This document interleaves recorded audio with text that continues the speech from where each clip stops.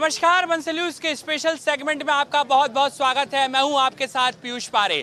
एक पुरानी कहावत आपने जरूर सुनी होगी कि रोटी आखिर क्यों जली, पान क्यों सड़ा और घोड़ा क्यों अड़ा, और तीनों का एक ही जवाब है कि पलटा नहीं। और ये कहावत इन दिनों इंदौर जिले की विधानसभा देपालपुर में फिट बैठती है। जी हाँ, यहाँ की सियासत की तासीर ही कुछ ऐसी है कि हर बार यहाँ पर विधायक का चेहरा बदल जाता है। ये मिथक कहें या फिर यहाँ के जनता का रुख, यहाँ हर वक्त कभी कांग्रेस तो कभी बीजेपी हावी नजर आती है। लेकिन मिशन 2023 में आखिर देपालपुर के दिल में क्या है, यहाँ के मुद्दे क्या हैं, और खास बात यह है कि पटेल बनाम पटेल की लड़ाई में इस बार एक और कहीं न कहीं यहाँ पर पक्ष मैदान में नजर आ रहा है, जबरेश्वर सेना का। जी हाँ, कांग्रेस और बीजेपी के इन दोनों दावेदार को चुनौती देने के लिए जबरेश्वर सेना भी मैदान में है। एक तरफ है कांग्रेस के विशाल पटेल, 2018 में उन्होंने चुनाव जीता था, तो दूसरी तरफ पूर्व विधायक हैं मनोज पटेल जो बीजेपी से एक बार फिर से मैदान में है। लेकिन राजेंद्र चौधरी हैं जिन्होंने कहीं न कहीं यहाँ पर इस मुकाबले को देपालपुर में बना दिया है दिलचस्प। तो आज की इस खास चर्चा में हम बात करेंगे बीजेपी और कांग्रेस के तमाम कार्यकर्ताओं से, नेताओं से, लेकिन साथ में होगी जबरेश्वर सेना भी। तो सबसे पहले आपको आज के इन मेहमानों से मुलाकात करवाते हैं। एक तरफ मेरे साथ में है बीजेपी के तमाम जो ये कार्यकर्ता हैं जो आज देपालपुर के मन की बात रखेंगे और कौन से मुद्दों को लेकर आखिर बीजेपी मैदान में जा रही है, देपालपुर के जनता के बीच में जा रही है। इधर ठीक पीछे जबरेश्वर सेना राजेंद्र चौधरी के समर्थक हैं जो इस बार पूरी दमखम से कहीं न कहीं यहाँ पर चुनावी मैदान में हैं, और इधर है कांग्रेस के तमाम जो कार्यकर्ता हैं वो। सबसे पहले हम बीजेपी से बातचीत करेंगे कि आखिर कौन से मुद्दे हैं जिन्हें लेकर देपालपुर के बीच में यहाँ पर जो है वो बीजेपी जा रही है। क्या कुछ मुद्दे हैं? 2018 में तो यहाँ पर कांग्रेस ने जो है वो मुकाबला जीता था, लेकिन 23 में क्या कुछ दावा है? 23 में बचे हुए गाँवों में नर्मदा लाना है, देपालपुर को विकास के हब में ले जाना है और डबल इंजन की सरकार फिर बनाना है। क्या मुद्दे आपको लग रहा है कि मुकाबला तो टफ है, त्रिकोणीय मुकाबला हो चुका है अब? मुद्दा विकास है और विकास हमारे मनोज जी पटेल ने किया है। कांग्रेस ने कुछ भी नहीं काम किया है, एक पैसा भी काम कांग्रेस अगर करती तो यहाँ मौके पे मुकाबले में दिखती। यहाँ कांग्रेस कहीं से कहीं तक नहीं है, केवल हवाबाजी चल रही है, केवल विकास और विकास मुद्दा है देपालपुर। यहाँ पर विकास का मुद्दा है। अब बात कर लेते हैं यहाँ पर सीधे तौर पर कांग्रेस के नेताओं से। क्या कुछ है? 2018 में तो आपने जीती थी बाजी, 23 में कितना मुकाबला है आपको लग रहा है? बिल्कुल, बाजी हमने 2018 में जीती थी और 2023 में भी जीत रहे, इसमें कोई दो मत नहीं है। वो तो कुछ गलतियां हम संभाल नहीं पाए और मंडी लगी। मध्य प्रदेश में मंडी लगती है विधायकों की, विधायक बिकते हैं। परीक्षाओं की मंडी लगती है, 40 परीक्षाओं में सीटें भी की। देपालपुर विधानसभा में 2,80,000 वोट है और 2,30,000 बेटियां गायब हुई। ये विकास बोलती है भारतीय जनता पार्टी? आप बताओ, विकास है या विनाश है? नहीं है। बताओ क्या विकास समझे आप? क्या मुद्दे इस बार के मुद्दे कांग्रेस क्या किस तरीके से जा रही जनता के बीच में? मुद्दे स्पष्ट है। ये चुनाव प्रदेश की दशा और नई दिशा का है। 2,600 रुपये प्रति क्विंटल गेहूं और 2,000 रुपये प्रति क्विंटल गेहूं का है। विकास का ढोल पीटने वाले और प्रदेश का उद्धार करने के बीच है। अहंकार का है और स्वाभिमान का है। स्वाभिमान की लड़ाई है, कांग्रेस से कह रही है, लेकिन जबरेश्वर सेना किस तरीके से मुकाबला तो दिलचस्प आपने बना दिया है और टेंशन बढ़ा दी है बीजेपी और कांग्रेस दोनों की। बीजेपी और कांग्रेस दोनों विकास की बात करती है। देपालपुर से 7 किलोमीटर दूर एक गांव है चांदेर, वहां पर आज़ादी से लेकर अभी तक एक गांव, एक बस्ती ऐसी है 100 व्यक्तियों की, जहां पर ना बिजली आती है, ना पानी है, ना सड़क है। सारे नेता जाकर आश्वासन दे करके आते हैं और तो और उन सब घरों पर बिजली का बिल आता है। वहाँ पर कागज के ऊपर डीपी लगी हुई है। ये यहाँ का विकास है। यहाँ पर ये सब प्रदेश स्तर की राजनीति करते हैं, मूलभूत नगरीय स्तर की करो, विधानसभा की बताओ। एक नेता काम रुकवाता है और एक कहता है कि मैं कर नहीं पाता हूँ, सरकार इनकी है, मेरे हाथ में कुछ भी नहीं है, और एक कहता है कि मेरे को बनाया नहीं तो मैं होने नहीं दूंगा। अच्छा, राजेंद्र चौधरी जी किस जो है वो दावे को लेकर जा रहे हैं? केवल स्थानीय और विकास और पक्षपात यहाँ पर ना हो, और जो वंशवाद की राजनीति चलती है जो दोनों ही पार्टियाँ करती है, एक ऊपरी सिरे से कहते हैं कि हम वंशवाद के खिलाफ हैं और जो दूसरी पक्ष है वो कहती है कि हम तो केवल जो जीतता है उसको देते हैं। इसमें देपालपुर की जनता हमेशा ठगाती है। आपने एक प्रश्न पूछा था कि क्या कारण है कि एक बार बीजेपी एक बार कांग्रेस। ये कारण है कि यहाँ पर किसी स्थानीय नेता को दोनों ही पार्टियों ने बड़ा होने ही नहीं दिया। होता है तो झूठी एफआईआर उसके ऊपर हो जाती है, अगर कोई नेता तैयार होता है तो उसको किसी न किसी केस में दबा दिया जाता है। इस प्रकार से यहाँ का एक भी लोकल लीडरशिप खड़ी होने ही नहीं। लोकल लीडरशिप को आपने पनपने नहीं दिया, ना कांग्रेस ने ना बीजेपी ने, ये आरोप है। और लंबे समय से बाहर के जो उम्मीदवार हैं वही चुनाव के मैदान में होते हैं। भाई साहब जो लोग यहाँ लोकल, अभी हमारा एक बौद्धिक हुआ, बौद्धिक में यह बोला स्थानीय क्या है, हम भारत के मूल निवासी है, ये स्थानीय है। हम इंदौर के मूल निवासी है, स्थानीय है। हम इस प्रदेश के मूल निवासी है, ये स्थानीय है। स्थानीय का ये मतलब नहीं कि केवल नगर का हो, स्थानीय यानी हम जिस भारत देश में रह रहे हैं, भारत देश में रहने वाले सभी लोग स्थानीय हैं। चलिए स्थानीय, और आप तो कह रहे हैं कि यहाँ पर साफ तौर पर कि स्थानीय जो प्रत्याशी है वो कांग्रेस ने भी नहीं दिया। कांग्रेस ने स्थानीय उम्मीदवार की डिमांड उठी थी, पर माननीय कमलनाथ जी का सर्वे हुआ, उसमें देखा कि जनता के लिए कोरोना काल में कौन स्थानीय के रूप में साबित हुआ। भाई विशाल पटेल ने हर संभव कोशिश कोरोना काल में की। उनकी विधायक निधि की पूरी राशि हॉस्पिटल में देने की उनने बात करी, तो सरकार ने पीछे पैर खींच लिए। सरकार की मंशा यही है, जहां पर विपक्ष पार्टी का विधायक हो वहां विकास देना ही नहीं। कांग्रेस की रीति है, हमें विकास करना है, जनता की सेवा करना है। श्रेय की राजनीति में हम बिल्कुल विश्वास नहीं करते। श्रेय की राजनीति में विश्वास नहीं करते हैं। अच्छा जी बताइए। भाई साहब बोल रहे हैं कि सरकार का ये मंशा रहती है, तो फिर विधायक निधि कहाँ से आ गई? मेरा एक सवाल इनसे है। सरकार का जो नियम में पैसा है वो सरकार देती है, लेकिन कांग्रेस विधायक जी का कहना है, ऐसा सोचना रहता है कि हमारी सरकार ने ये बहानेबाजी काम करने की, काम करने वाला व्यक्ति तो हारा हुआ भी काम कर लेता है क्या? काम करने की मंशा नहीं है। जो मतलब विधायक जी जीत के गए, जिस गांव से उनको कभी कांग्रेस को वोट नहीं मिलता थे, वहाँ से वो पोलिंग जीत के गए, आज तक उन गाँवों में उन्होंने कदम नहीं रखा है। पूर्व विधायक जी की सक्रियता रही है इन 5 साल? बिल्कुल, पूर्व विधायक जी की बहुत ज़्यादा सक्रियता रही है।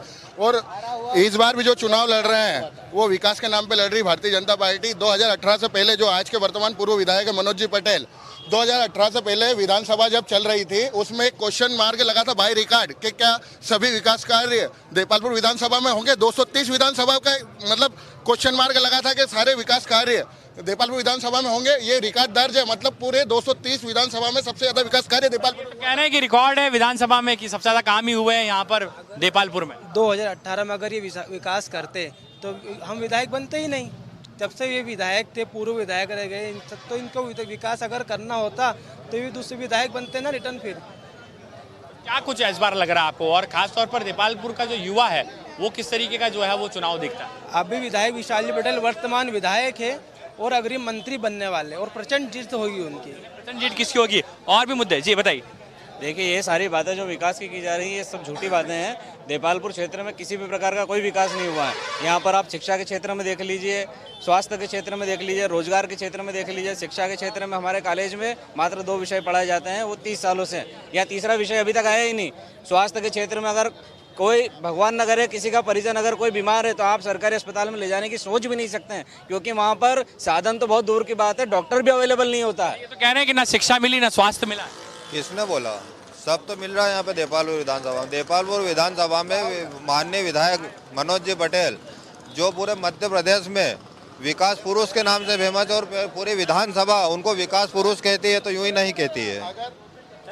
एक और मुद्दा है, ये जो तीसरा मोर्चा है जबरेश्वर सेना, ये धड़कन नहीं बढ़ा रहा बीजेपी की, क्योंकि ये तो कहीं न कहीं जो है बीजेपी से जुड़े हुए कार्यकर्ता ही हैं। भाई साहब 2 बार हम यहाँ पर भारतीय जनता पार्टी ने प्रेम नारायण जी को स्थानीय के रूप में चुनाव लड़ाया है। भारतीय जनता पार्टी ने स्थानीय उम्मीदवार दिया है, पर मैं बोल रहा हूँ जो विकास कार्य मनोज पटेल जी ने कराए हैं। हमारे सीएम साहब ने बेटमा के मंच से एक क्वेश्चन लगाया था विधायक जी के ऊपर कि आज देपालपुर का विधायक ये पूछने भी नहीं आया कि मुझे विकास कहाँ कराना है। अगर वो मेरे पास फाइल तो लेके आए, मैं कहाँ मना कर रहा हूँ विकास के लिए। कि निष्क्रिय है विधायक जी, निष्क्रिय है ऐसा कह रहे हैं? नहीं, हम आपको प्रणाम दे सकते हैं। विधायक जी ने कई लेटर सीएम साहब को भी दिए हैं कि भाई साहब हमारे लिए कुछ पैसा दिया जाए, विकास किया जाए। बात विधायक निधि की, तो विधायक निधि हमारे नेताजी ने अभी कोरोना काल में पूरी की पूरी विधायक निधि कलेक्टर को सौंपी है कोविड काल में। और देपालपुर विधानसभा ने पहले भी इतिहास रचा था। माननीय जगदीश पटेल साहब ने दोबारा चुनाव जीता था यहाँ से, इस बार फिर 2 बार विशाल पटेल चुनाव जीतेंगे। अच्छा, ये जबरेश्वर सेना का फैक्टर कितना आपको लग रहा है इस बार? ये सब दोनों पक्ष से विकास की बात कर रहे हैं। भाई साहब ने बोला है कि विकास पुरुष के नाम से जाने जाते हैं मनोज पटेल। मैं कहना चाहता हूँ कि देपालपुर में विधानसभा में एक भी ऐसा कॉलेज नहीं है। भाई साहब के स्वयं के पुत्र यहाँ से 40 किलोमीटर दूर पढ़ने जाते हैं सेज यूनिवर्सिटी में।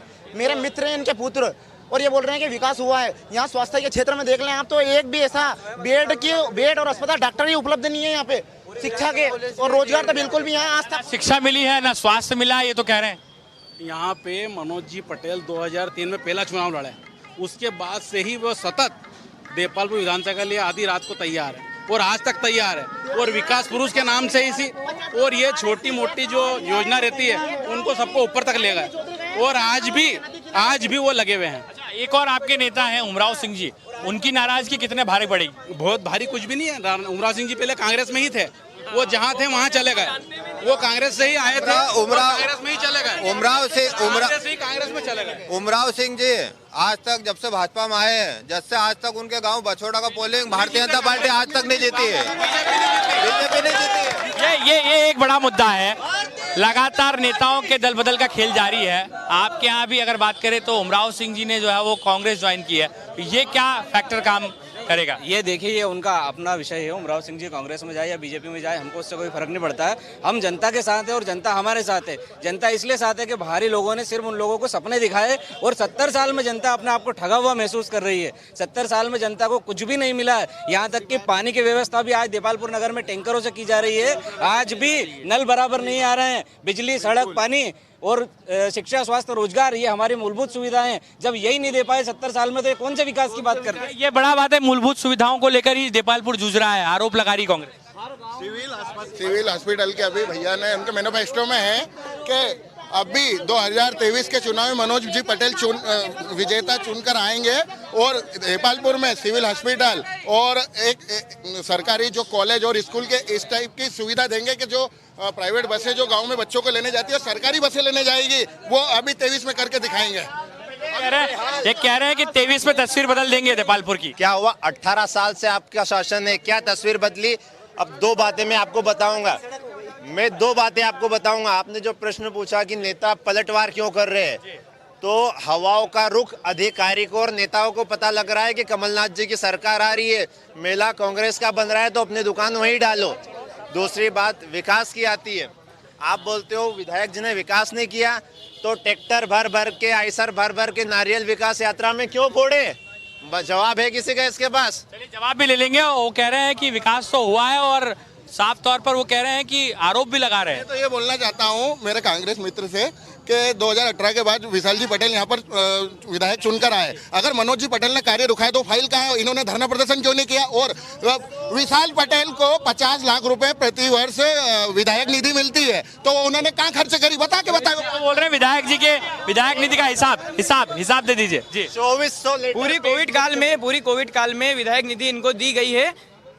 यहाँ पे अभी जो कोरोना था, अभी आपदा आई थी, बाढ़ आया था, उसमें भी 10-10 हजार रुपए प्रत्येक व्यक्ति, प्रत्येक परिवार को सहायता राशि के रूप में दी है। गांव में गए थे, और मनोज जी पटेल एक भी गांव में नहीं गए, और विधायक जी हमारे सुख दुख में सबके साथ खड़े हैं और हमेशा खड़े रहेंगे। और एक और फैक्टर है यहाँ पर, देपालपुर में किसान कहीं न कहीं यहाँ पर हर चुनाव में अपनी बड़ी भूमिका निभाता है। देपालपुर का किसान आखिर किसके साथ में?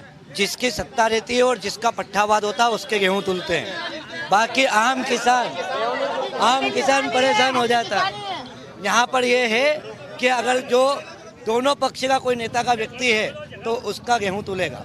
बाकी गरीब किसान, अगर एक बात, देपालपुर के तीनों जगह, देपालपुर, बेटमा, गौतमपुरा में, इन सबसे पूछो सोयाबीन की तुलाई क्यों नहीं होती है? क्या कारण है? देपालपुर मध्य प्रदेश का दूसरा सबसे बड़ा तालाब है देपालपुर में, और आज से उसका कितने वर्ष हो गए हैं कि गहरीकरण नहीं हुआ है। किसान के कल्याण की बात करते हैं। ये यहाँ नर्मदा कि किसानों के साथ छलावा हुआ है, आरोप लगा रहे हैं। 2018 में नर्मदा लाइन आई है, और हमारे गांव गंगा जल खेड़ी में भी आई है। पूरा गांव इससे पानी पियत कर रहा है, ये आंखों देखी बात है। और कम से कम मऊ तहसील से लगा के इंगोरिया तक 50 गांव में पेट हो रहा है। अभी 1 तारीख को चालू होने वाली है नर्मदा। सब किसान उसके इंतजार में बैठे। कह रहे हैं कि नर्मदा आ चुकी है। देपालपुर नगर में नर्मदा लाइन के नाम पे पूरा रोड खोद रखे हैं। 2-2 साल से एक्सीडेंट हो रहे हैं, रोड खुदे हुए हैं, कोई पाइपलाइन एक भी सही नहीं है। हर कॉलोनी का एक सर्वे कर सकते हो, घर पे पानी नहीं आता, लोगों की टंकी 2 साल से बना रखी है। जो आए थे यादव जी कृषि मंत्री, उनसे एक प्रश्न पूछा था कि बीमा क्यों नहीं आया, तो वो कह रहे हैं कि बीमे की हमको जानकारी। कांग्रेस तो ये दावा करती है कि कर्ज माफी भी हुई है कमलनाथ सरकार में। कर्ज माफी कुछ किसानों की हुई है जो कम की थी, आज 40 से 50 हजार रुपए। कर्ज माफी हुई कि नहीं? किसानों के कर्ज माफी हुई? बिल्कुल माफ हुआ है। कर्ज माफी बिल्कुल 95 करोड़ रुपए देपालपुर में माफ हुए हैं पूरी विधानसभा में, और सबसे पहला माफ हुआ तो देपालपुर विधानसभा का हुआ है। वो कह रहे हैं कि कर्ज माफी हुई है और देपालपुर विधानसभा में भी सब कर्ज माफी हुई। कर्ज माफी का झोल जाल मैं आपको बताता हूँ। सोसाइटी में जो खाते रहते हैं उसमें है ना, सोसाइटी अंश पूंजी काटती किसानों की, वो अंश पूंजी निकाल के और खाते में डाल दी। बोले हमने कर्ज माफी कर दी, किसी के 20,000 तो किसी के 30,000, इससे ज्यादा कर्ज माफी किसी की नहीं करी है। 2 लाख के चक्कर में किसान बैंक नहीं भर पाए थे। अब शिवराज जी ने सारा ब्याज माफ कराया, वो किसान रेगुलर हो गए हैं, रेगुलर हो गए हैं सभी किसान। सबको खाद टाइम पे मिल रहा है, पानी डाल। और एक बात, 5200 रुपया में 6 हाउस पावर का मोटर चलता है 12 महीने के लिए। कम से कम बिजली बिल मिल रहा है किसानों को, कम से कम। देख क्या ये तो कह रहे हैं कि किसान तो खुश है यहाँ पर बीजेपी के राज में। किसानों का खून चूस कर पेड प्रीमियम, एक प्रीमियम पे करता है, उसका मुआवजा मिलता है, उस प्रीमियम के अगेंस्ट में बीमे मिलते हैं और उसका ये बड़ा मुद्दा है। सरकार नहीं है रोजगार में, सब पकौड़ा चलेंगे क्या? 15 लाख कहाँ गए? झूठा सरकार, झूठे वादे। कह रहे हैं कि रोजगार नहीं दिया है, रोजगार एक बड़ा मुद्दा है देपालपुर का। भाई कह रहे हैं कि पकड़ो चलो रोजगार के नाम पे, तो अगर केंद्र की बात करना है तो फिर आलू से सोना भी बनाने वाली बात होगी। यहाँ पे बात देपालपुर विधानसभा की हो रही है। 2200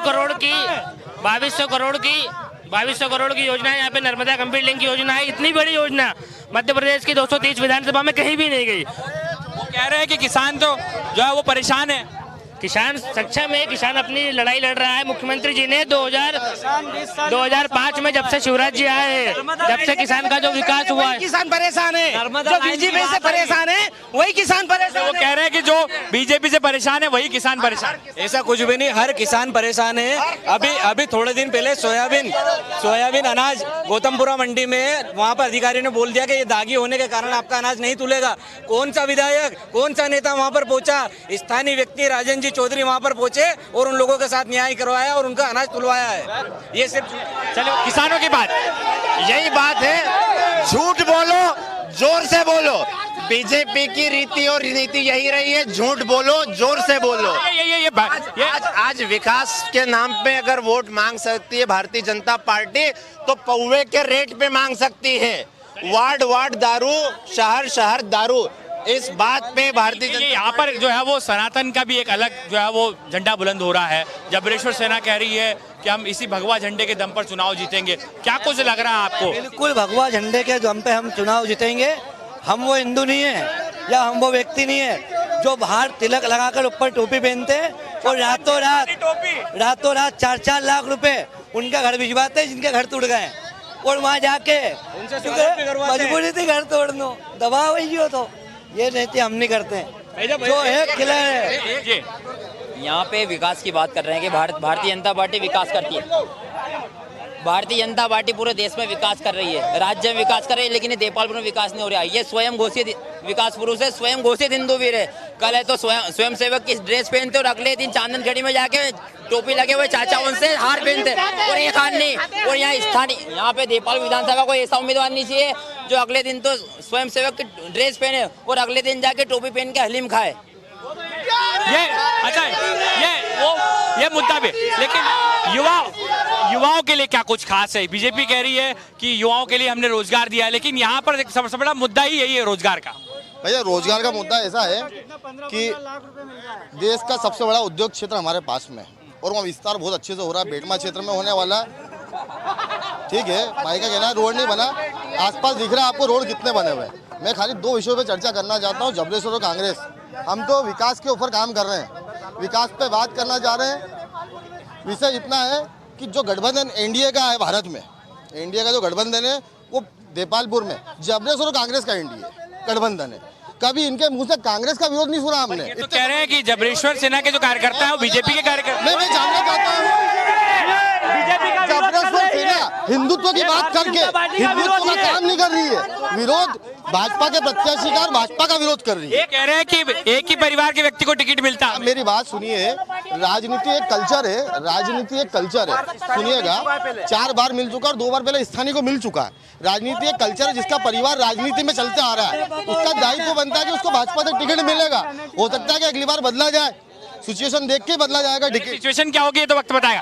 क्या कुछ आप बोल रहे हैं, स्थानीय उम्मीदवार है, परिवारवाद है, ये सारे मुद्दे बात की राजनीति चल रही है यहाँ। निर्भय सिंह पटेल का परिवार ये पूरे 43 साल से यहाँ पर भाजपा से उम्मीदवार है और वही चुनाव लड़ रहे हैं। देपालपुर विधानसभा में 2,69,000 आरोप तो दोनों पार्टियों पे लग रहे हैं। एक तरफ जो है दोनों पार्टियों पे 70 साल में एक भी उम्मीदवार ऐसा नहीं आया जो स्थानीय कह रहे हैं कि आपके अभी परिवारवाद हावी है। परिवार, पहले तो मैं खंडन करना चाहूंगा धर्म के ऊपर जो आपने बात करी।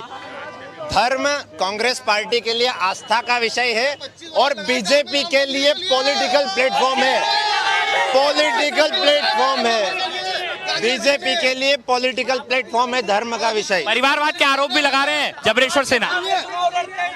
परिवारवाद पे कोई आरोप नहीं है। इस बार 2 रिकॉर्ड टूटने वाले हैं। एक राजस्थान में गवर्नमेंट रिपीट होने वाली है और एक देपालपुर में विधायक रिपीट होने वाले। ये तो वक्त बताएगा।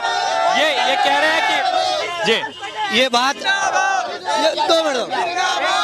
ये दोनों धर्म की बात करते हैं। एक मिनट जवाब ले लेते हैं। ये दोनों धर्म की बात करते हैं। एक राम को काल्पनिक बताता है और एक देपालपुर में जबरेश्वर का काम रुकवाता है। ये कह रहे हैं कि धर्म के नाम पे राजनीति करती है बीजेपी। धर्म के नाम पे राजनीति नहीं करती बीजेपी। 1 महीने पहले जो बीजेपी से टिकट मांग रहे थे भाई साहब, जो आज से 1 महीने पहले बीजेपी से टिकट मांग रहे थे मुंह फाड़ के, वो अब ये कह रहे हैं कि हम धर्म की राजनीति कर रहे हैं बीजेपी वाले।